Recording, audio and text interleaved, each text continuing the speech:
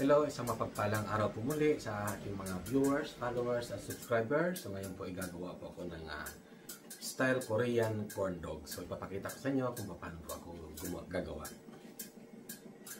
So ito yung aking mga gagamitin sa ating corn dog. So may hotdog ako rito. Tapos bumili ako ng cheese. Kahit anong cheese pwedeng gamitin. Mas maganda mozzarella. Tapos lalagyan ko siya ng diced potato. Tapos skewer. So mamaya papakita ko sa iyo kung paano ako gagawa. So i-dice ko muna itong potato ko, tapos ating i-balance lang ng half cook.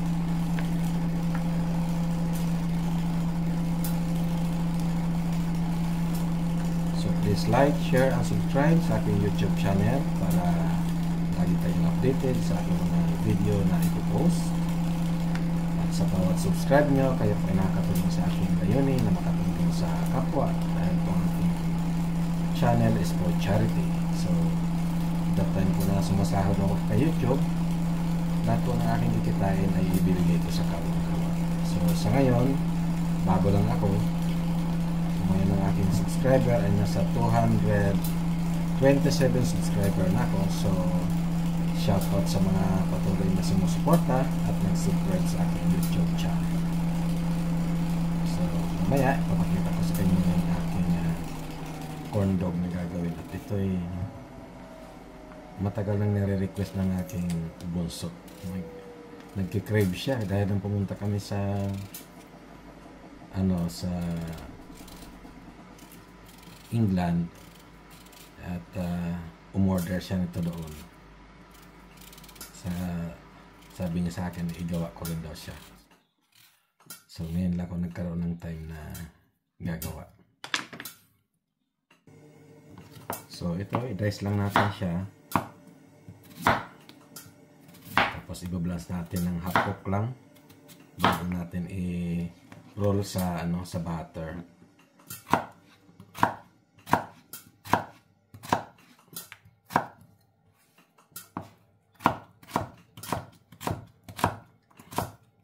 So at least makakuha rin kayo ng idea na baka i-request ito ng inyong mga anak na gawin. So sundan nyo lang itong aking video at madali naman sundan at makakagawa na kayo nito.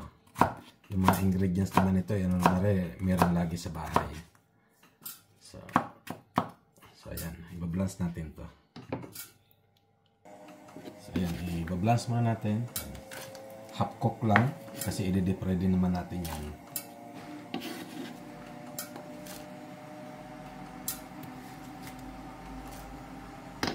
So make sure na half cook lang ang ating pagka-blanch ng potato.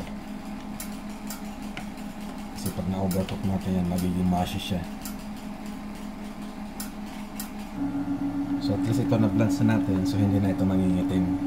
Unlike pag sariwa, pag hindi natin binamad sa tubig, ito ay nangingitim.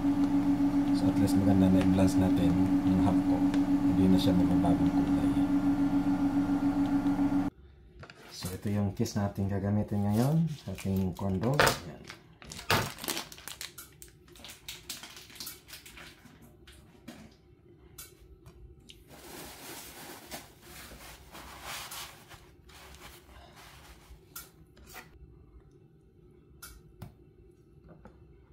Pwede rin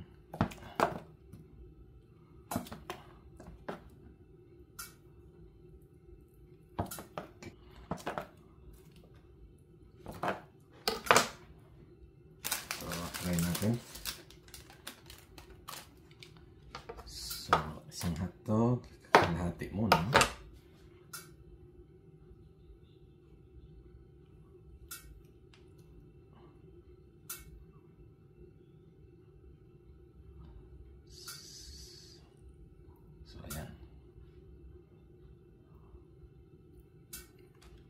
So, isa pa.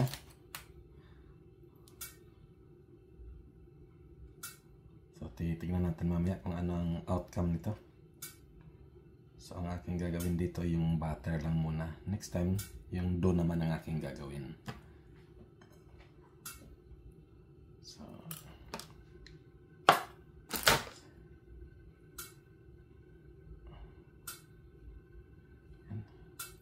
So, hatiin natin yung isa para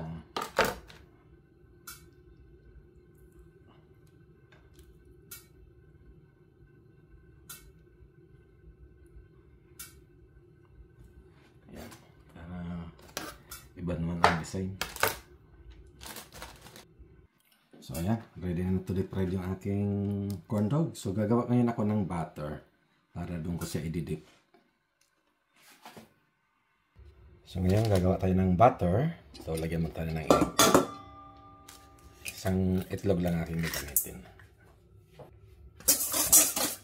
Oops, eggshell. Dip lang natin yan.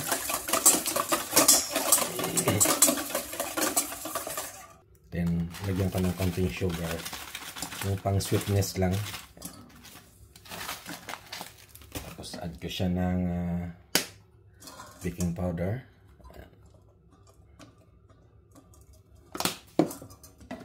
Tapos bicarbonated. Dip lang natin siya.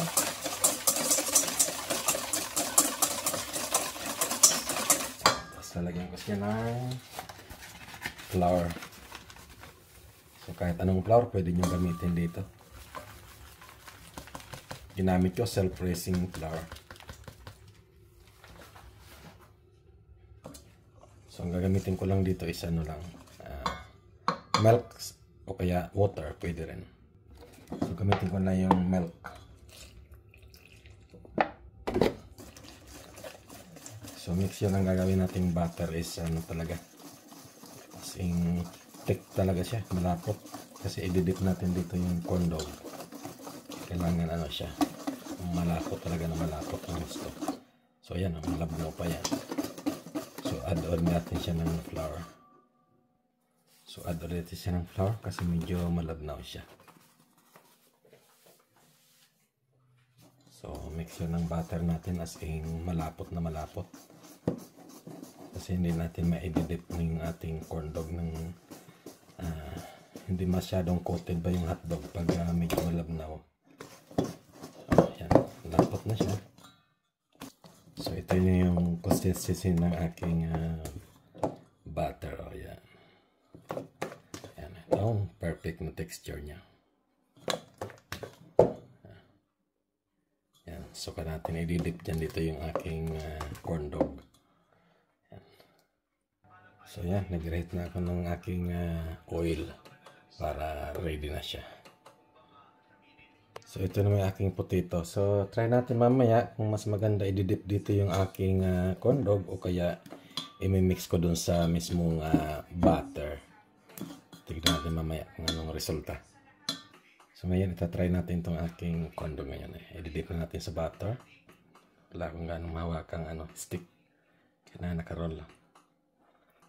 Ayan siya. Tapos i-roll natin sa potato. Tingin ko magiging anong outcome nito. Kailangan coated din siya ng potato. Ayan.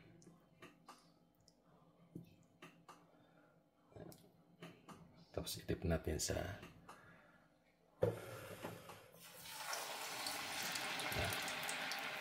tingnan natin yung outcome.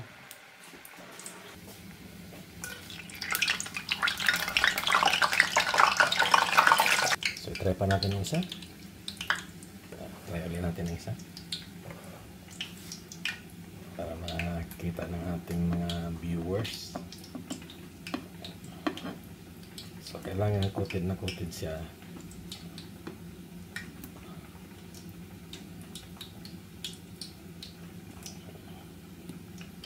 So, ngayon lang ako gumawa nito. Itatry ko lang kung ano magiging yan siya. So, ilagay natin sa potato. So, pag dumikit na yung potato, so, ilagay natin doon.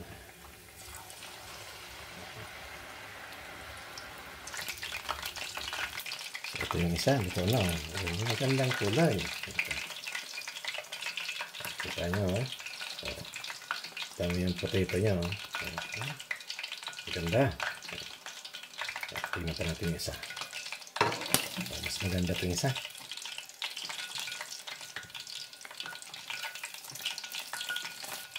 So, mas maganda ito yung isang gawa ko. Ooh, wow. So, ayan. Corn dog ko, ready to eat na. Salang ulit tayo.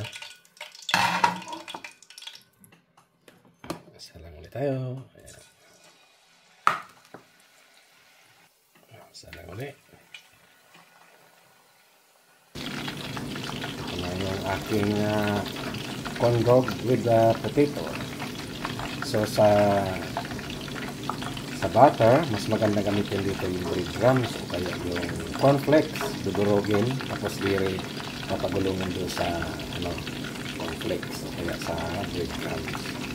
So ang potato, mas maganda ito ilagay pag ang gagawin natin ay sa dough.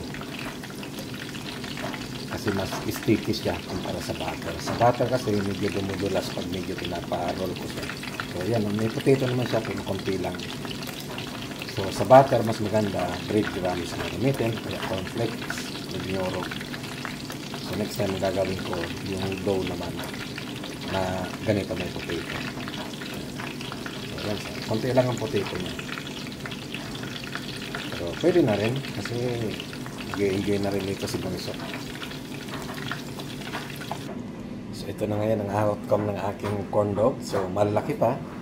Unlike yung nabibili sa labas, maliit, hinahati lang yung hotdog. So at least ito, full hotdog talaga siya. Ayan. Titikman natin ito ngayon. Ano tong lasang corn dog na to.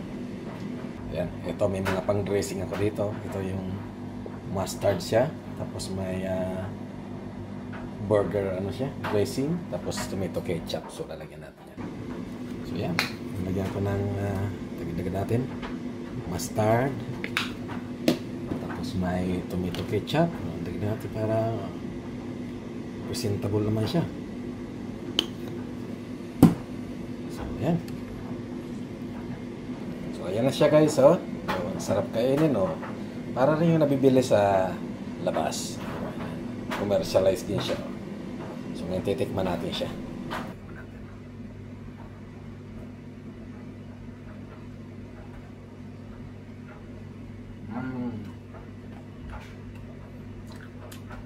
Sarap.